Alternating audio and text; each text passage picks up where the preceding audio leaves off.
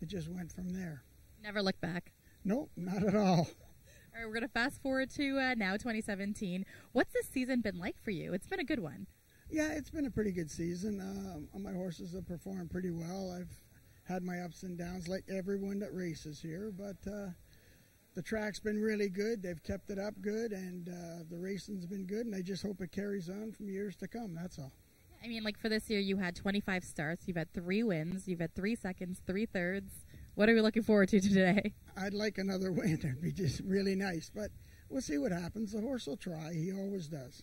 Great. Now, in race 10, you have I Am Speedy. How's his chances today? Nobody picks him, but I think he'll run pretty well. If he gets out of the gate, he'll make an account of himself. All right, so fingers crossed for I Am Speedy today. Thank you so much, Les, and we'll take it back to Nick and Jen after the break.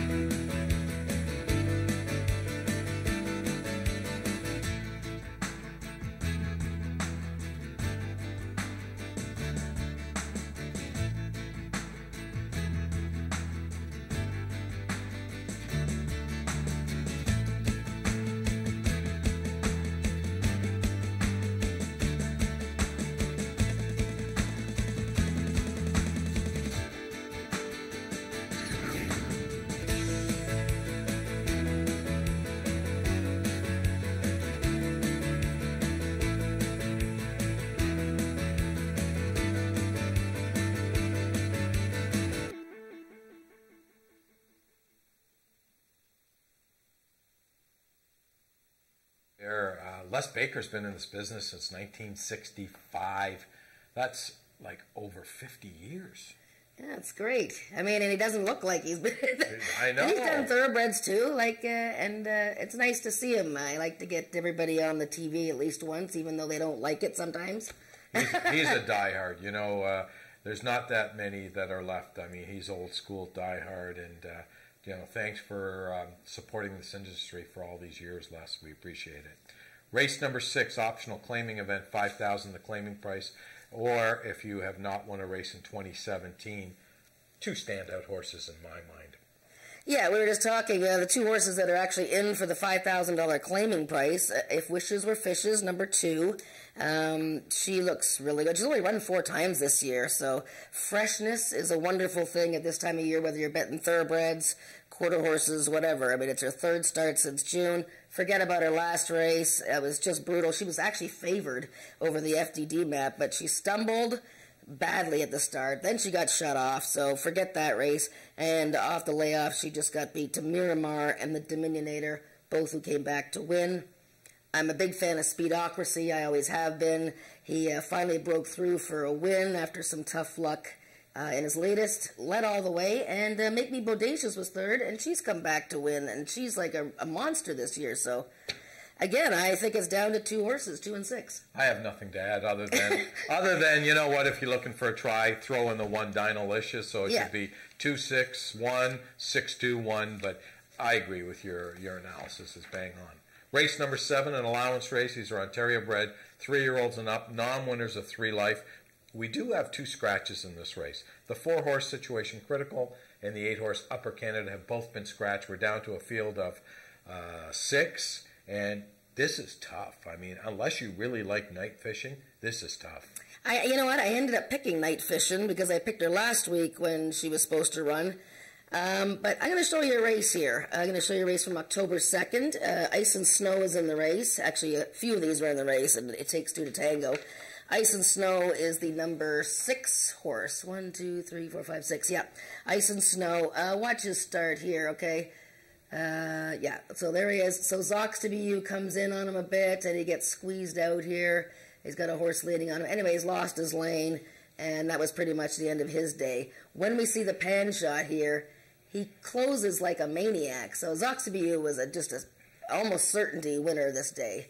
And he was long gone. But Ice and Snow just really had no chance. But I love the way he closed. Yeah, just run it right to the end, guys. And It Takes Two to Tango closed well, too, for second.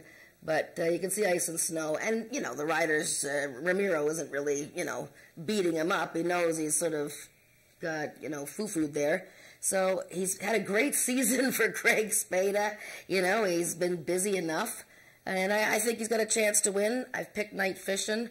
Be interesting, you know, Ramiro Castillo's 34 wins of the meet. He's holding off the troops, but they're all sniffing right behind him there. Tony Phillips, Cassandra Jeske, Brian Bell. But I think Ice and Snow has a good chance with Ice Fishing. We all did the 1-5. I mean, night fishing, sorry. Yeah, you know what? So there's nothing else to add. Let's move on to race number 8, Ontario bred 3-year-olds and up. It's an open race, another QRI series race, $22,000 the pot. And again, I mean, there are some nice horses in here. And where do you even start? Well, champions galore. You got a horse of the year in Feisty Icon, number 6. You have a 2-year-old champion from a couple of years ago, Panther Hero. And, you know, look at the horses everybody's been running against. And, of course, Albert coming off that miraculous run in the Peakov Championship a couple of weeks ago, finishing second and closing to Country Boy, who came back with a very nice run Indiana on Saturday night to be second in a stake. You know, does Albert run that same race again, cutting back almost 100 yards in distance? Can he run? That was the biggest race of his life, 101 speed index. Feisty Icon was in the same race and really didn't have a great go of it. You know, of course, the track was a bit gooey. He broke in. He finished well.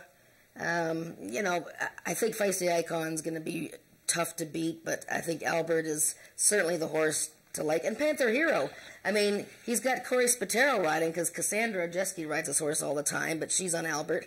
He breaks like a bullet every time. Now, sometimes he hops at the start or does something silly, but, you know, he might be tough to catch. Well, if I lose this race, I'm going to blame one person. Uh-oh. Cassandra Jeske. Uh-oh. Because you chose the 3, so I jumped on your bandwagon, Cassandra.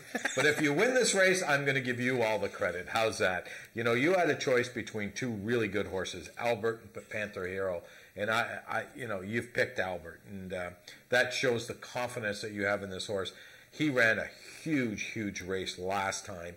But not only that, we don't pick horses off of one race. If you go back a couple of starts going 350 yards, he won going 350 yards last time, and he beat selective memory, and he won easily as the chart. So I'm going back to a race that was back on August the 24th, which is telling me that this horse is the real deal. He's 6 for 18 in the win column, and he's really coming into the race very, very well. Feisty Icon, I mean, he's coming off an improved last 3 races out of 2 major stakes. If he's, obviously, this is, there's only 1 day left of racing, but this is his race to win today. And believe it or not, and I think he's had a terrible year, he could actually win 3 of 7 this year, which can make the year pretty good for him because he's had a terrible year for a champion horse. Yeah, he's had some bad luck for sure, and track conditions and all that. But yeah, no, that's a super race, and you know, the start of the last pick 3, good field. Yeah, it's a great field. And the one thing about Feisty Icon, I just want to point out, he's had 9 trips going 350 yards. He's won 6 of them. Ooh. So he loves the distance. Race number 9, speed index race for 3-year-olds and up. 85, the speed index number, and the 5-horse Rich and On Fire has been scratched, and a Splash of Royalty has been scratched. So my top pick has been scratched, so that's going to throw me with a horse that a little bit wind shy with Cruising the Arctic. I don't know about you. Where'd you go in here? Well, I had the 5 and the 1. first and second. You know, Splash of Royalty. Refund. Splash of Royalty, by the way, was Cassandra Jeske's 100th career winner in the saddle, and she's only been riding for a few years. So, but anyways, he's scratched. So I land on boy, oh boy, what do I land on? CR Party with Corona. Yeah, probably. The Syndicate filly who won last time, and she's been off since September. I don't know about 400 yards, though. I really don't know about 400. She has really been sticking to shorter distances. Isa Dexter, I think, is probably the logical horse. Look, I'm sorry about Cruising the Arctic.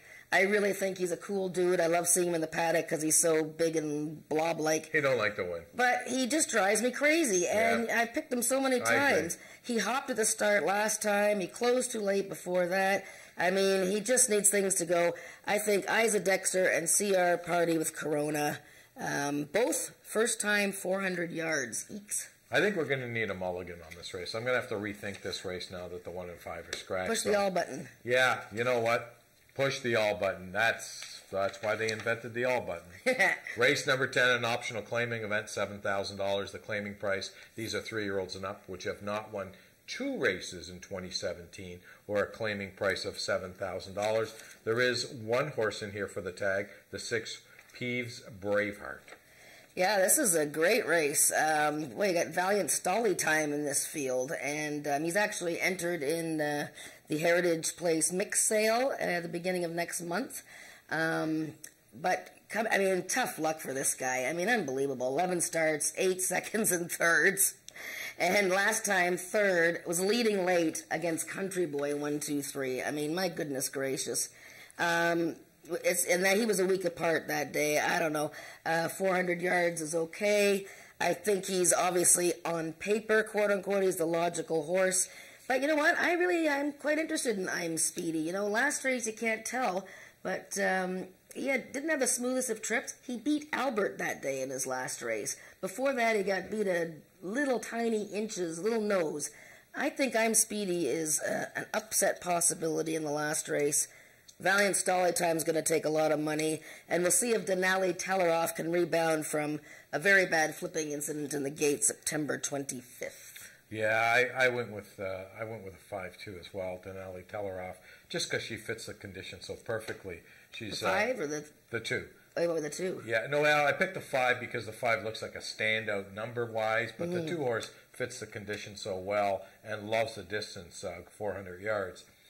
The other horse I didn't pick, but the more and more I think about it, Sugarman's Delight could be a big upset in here. Great run against Country's coming back last time. Loves 400 yards. 11 minutes to our first race today. We'll be with you all day. Have a great day. Horse racing makes me feel alive. Horse racing